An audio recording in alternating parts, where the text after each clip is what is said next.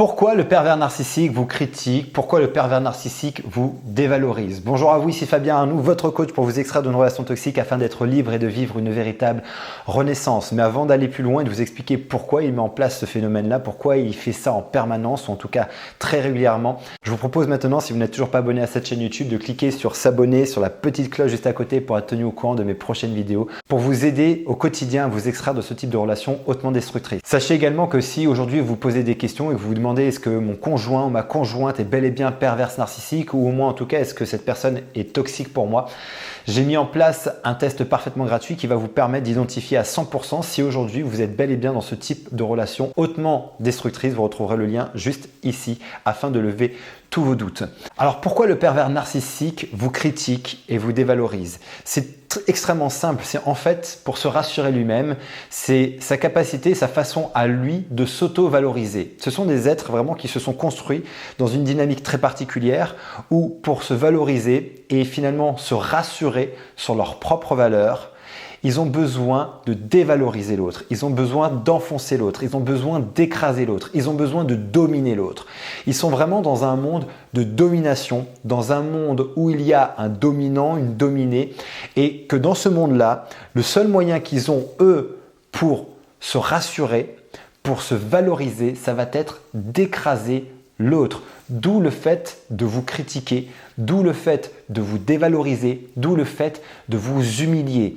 C'est en fait tout simplement à chaque fois qu'il fait ça, une façon pour lui de se rassurer dans ce qu'il est, en tout cas dans ce qu'il croit être. Et ça nous donne quand même une information très importante sur ce type de personnalité. C'est ce que j'appelle l'affirmation du manque.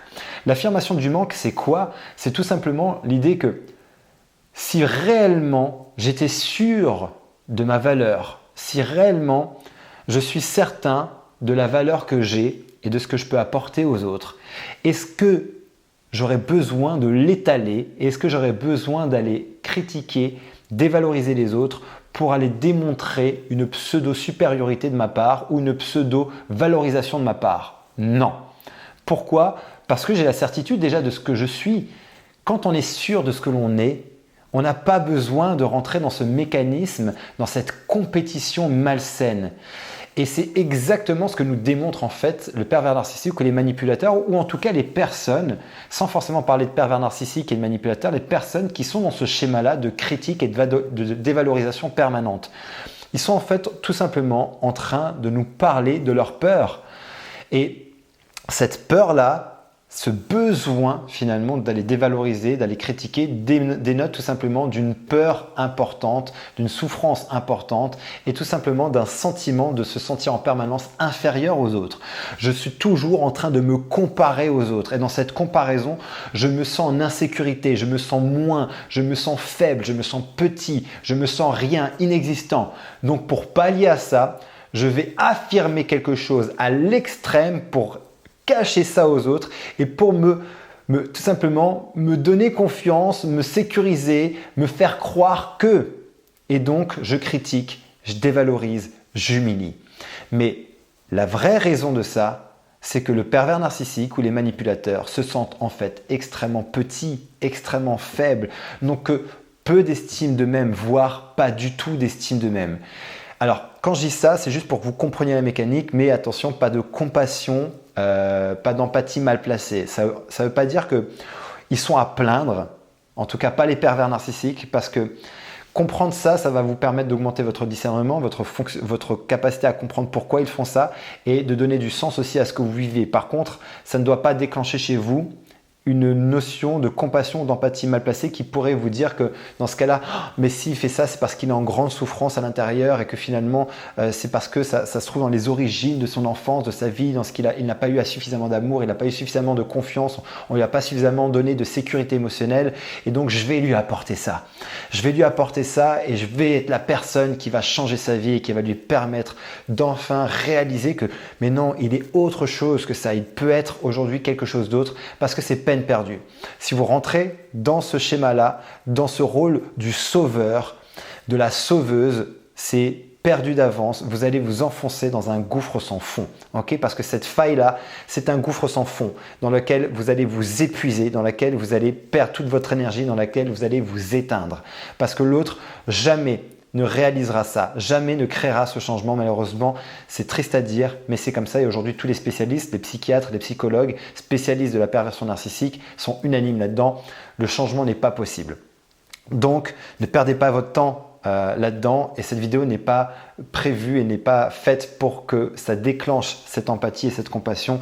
Donc je fais cette petite parenthèse pour attention, pas d'empathie et de compassion mal placée. Vous devez juste comprendre ce phénomène-là et ça va vous expliquer pourquoi en fait, pourquoi le pervers narcissique et les grands manipulateurs critiquent et dévalorisent tout simplement pour s'auto-valoriser. On entend bien qu'on est bien là sur un système, un fonctionnement qui est extrêmement malsain et ce qui doit vous amener à comprendre que si une personne s'est construite là-dessus et que cette personne ne veut pas changer, n'est pas en mesure de changer, qu'est-ce que vous allez encore rester là-dedans? Est-ce que vous voulez encore aujourd'hui essayer par votre amour, par votre gentillesse, par votre compassion, par votre empathie, de supporter ça et d'essayer de changer, de transformer l'autre parce que peut-être qu'inconsciemment vous espérez que l'autre puisse changer ou que vous ayez suffisamment d'amour, de courage, d'énergie pour faire changer l'autre. Ça, c'est une décision qui est très personnelle, mais bien évidemment, je vous invite à vous extraire de ce type de relation parce que peut-être qu'aujourd'hui ça fait des mois, peut-être aujourd'hui des années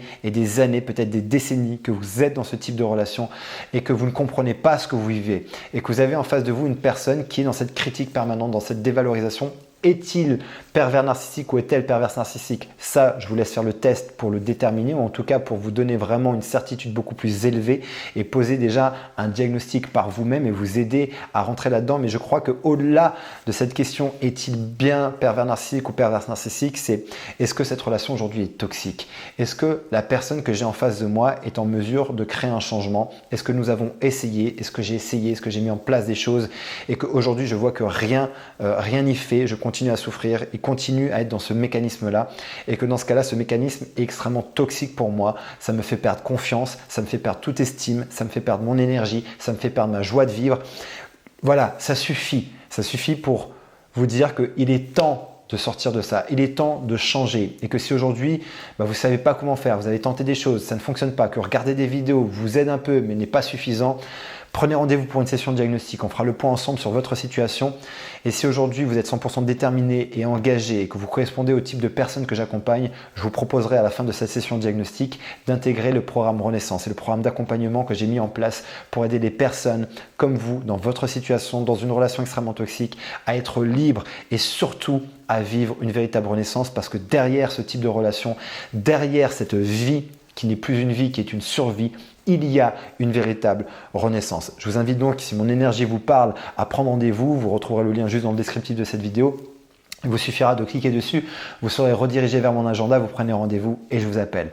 En tout cas, ce qui va être important de comprendre, c'est ce mécanisme-là de pourquoi le pervers narcissique dévalorise, critique, pourquoi vous subissez ça au quotidien et aussi élever votre discernement de comprendre ce mécanisme-là pour mieux vous en protéger. N'hésitez pas à commenter cette vidéo, n'hésitez pas aussi à la liker, à la partager à quelqu'un qui aurait besoin de comprendre ça, ne serait-ce qu'une personne qui vit de la critique et de la dévalorisation au quotidien, qui veut mieux comprendre pourquoi l'autre fait ça. Voici une explication qui l'aidera à mettre de la lumière sur ce qu'elle est en train de vivre. Voilà pour cette vidéo, j'espère vraiment qu'elle va vous aider. Mettez-moi ça également dans les commentaires si c'est le cas et souvenez-vous, rappelez-vous d'ici ma prochaine vidéo, mon prochain audio, vous méritez d'être aimé et vous méritez d'être heureuse. À très bientôt.